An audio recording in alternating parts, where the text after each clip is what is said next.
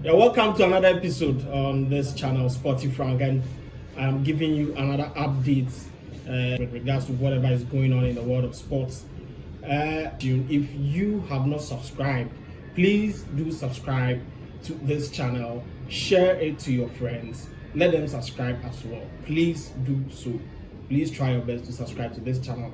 I'm starting with Barcelona because they are still racing against time to get the Camp Nou ready for the season, but it is looking unlikely. And the new update is that today Uefa themselves visited Camp Nou. They want to inspect the stadium to see how far they've gone, whether it is in good shape to host UEFA Champions League matches. Prior to their inspection earlier today, Thursday, on Tuesday, La Liga had also visited the stadium. Remember, Barcelona have not been using Camp Nou for the past 2 seasons. They've been relying on Estadio Olímpico because they are trying to renovate the Camp Nou to to be in good shape for themselves. Barcelona is a big club, and so they want their stadium to be out there as well. So Barcelona themselves have not been playing at home recently, but then it is becoming difficult for them to get the stadium approved for their home matches this season.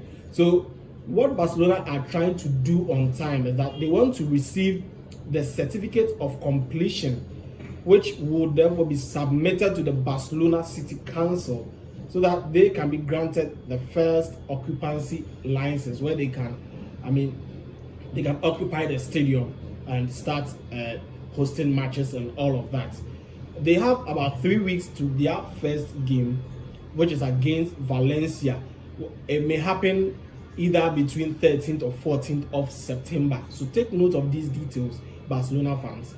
13th or 14th of September is when they play their first game, and that would be against Valencia. And so with La Liga, they are trying their best to get the stadium in shape on time. Of course, they cannot fill the stadium to full capacity, because there are still renovation works ongoing. So that is it for Barcelona. But one other thing is that if Barcelona cannot make Camp Nou their home ground for the very first game, it is rather looking unlikely for this same Estadio Olímpico, which has served as Barcelona's home venue for the past 2 seasons, because there's an event that's going to happen on 12th of September. That would be 1 or 2 days prior to their first home game against Valencia, and that is why it's becoming difficult for Barcelona, and they want to at all costs get Camp Nou approved for that very game, because they are hosting a Post Malone concert at the Estadio Olímpico. So that is what Barcelona are trying to do now. But with UEFA, when they came, they arrived actually in the morning of Thursday, 11 a.m. They arrived to inspect the stadium, and Barcelona have asked UEFA that they should try as much as possible to make their first UEFA Champions League group phase game an away game, to be played between 16th, 17th, and 18th of September. During this time, Barcelona are not sure the stadium will be ready to host a home game, so they are pleading with UEFA to get their first home game to be played away, so that by 30th September to 1st, where they may be playing their second game, which might be a home game, that's when they believe the stadium will be ready. And UEFA are yet to reply to this request from Barcelona. It looks a bit tricky, it looks unlikely, but then everything will also be based on next week's draw. The UEFA Champions League draw is next week, and if the draw comes out, that is when Barcelona can really be sure whether they are going to play away or home in their first game. And so everybody will be waiting for the outcome of the draw next week. But one thing again is that UEFA have some requirements too. There are some stands when you cannot fill fans in those areas. UEFA will not allow you to host a game there, because for TV coverage and all of that, you cannot leave some spaces empty. So it's going to be a long back and forth, but we are hoping everything is settled before the start of the UEFA Champions League season. Now, let's get to Real Madrid. Last season, Real Madrid had a very poor run in terms of penalty kicks. They had 19 penalties. They scored 12 and missed 9 of them. Last season too, it wasn't clear who was Real Madrid's penalty taker. Sometimes Mbappe was taking it, other times it was Vinicius Jr. Bellingham also took some penalties, and Freddy Valverde also did. So it looks like there wasn't any certainty as to whether it is player A or player B who is a penalty or the go-to guy to take penalties for Real Madrid. But as evidenced in their first game where they played against Osasuna, where Mbappe stepped up to convert the penalty, news reaching us is that now Mbappe is Real Madrid's #1 penalty taker, followed by Vinicius Jr. So that has been clarified. Now there wouldn't be any back and forth and uncertainty on who kicks a penalty for Real Madrid. So that's some news from La Liga giants Real Madrid and Barcelona. Now let's move straight to the Premier League, where they are smashing records in the transfer window. After Leeds United finalized the signing of Noah Okafor from AC Milan, now the Premier League have reached 2.3 billion purchases. 2.3 billion according to footballtransfer.com, which means this is the biggest amount Premier League clubs have spent in a single transfer window. And along the line, there are 6 different clubs who have broken their own transfer record. We have Brentford, who spent 42.5 million to sign Dango Ouattara from Bournemouth. That's a club record fee, 42.5 million pounds.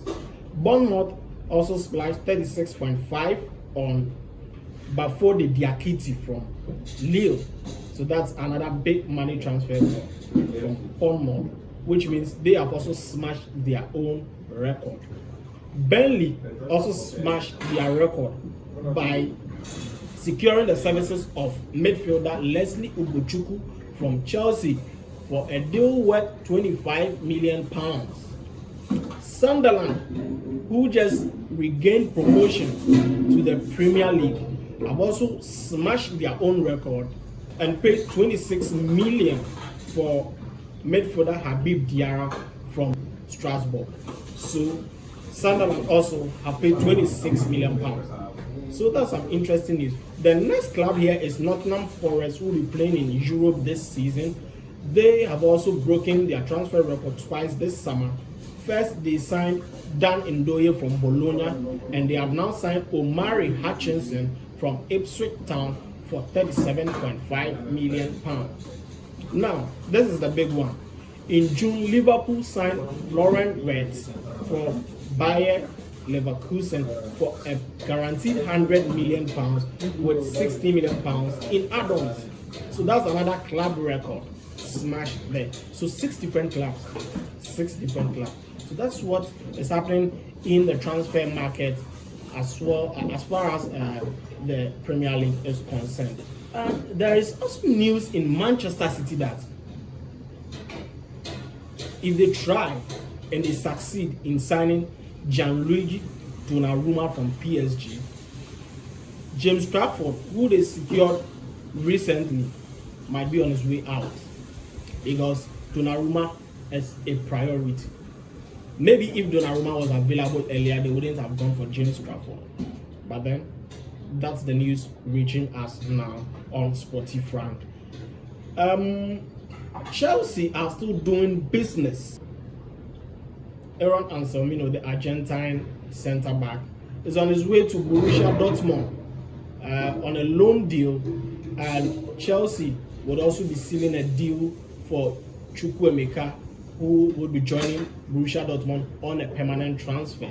So it's like Chelsea informed Dortmund that Aaron Anselmino's loan will only be possible if Chukwuemeka deal is permanent. Remember, Chukwuemeka spent last season on loan with the German club, and now Chelsea want to offload him, and they also want Anselmo to get enough playing time so that he can be reintegrated back into the squad if he does well in the Bundesliga. So that is it. Chelsea have also released their third kit. They've released their third their third kit for the season. It's inspired by Total 90 and their 2005 jersey. And pictures are on your screen, so you can go through that and see for yourself. If you're a Chelsea fan and you want to grab it, it's now available in Chelsea stores.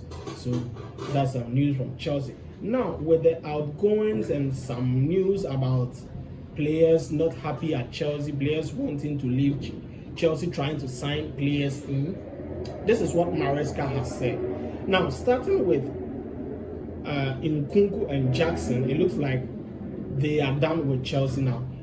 Maresca has been clear that Nkunku is not in the plans of Chelsea, together with Nicolas Jackson. They may be reintegrated back into the squad, but at the moment, he has made it clear that they are trying to find solutions for these players to go.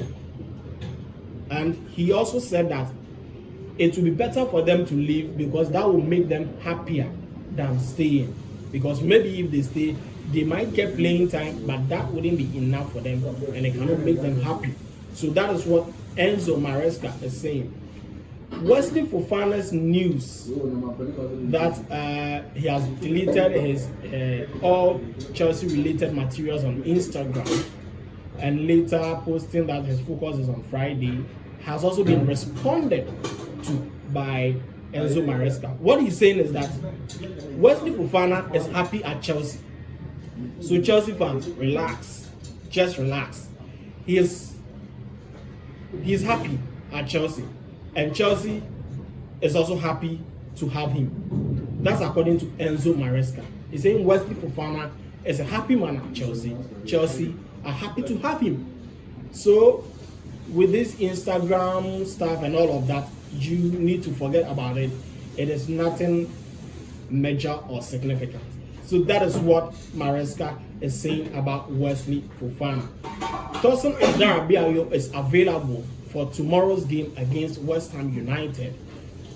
But Romeo Lavia and Benoit Badiashile are still unavailable. They remain sidelined. So that's some updates from the camp of Chelsea in terms of the news. And this is what we have for you on this episode. Stay tuned, subscribe, turn on the notifications, and we guarantee you that we'll be back with more fresh updates in the world of sports. Have a nice day.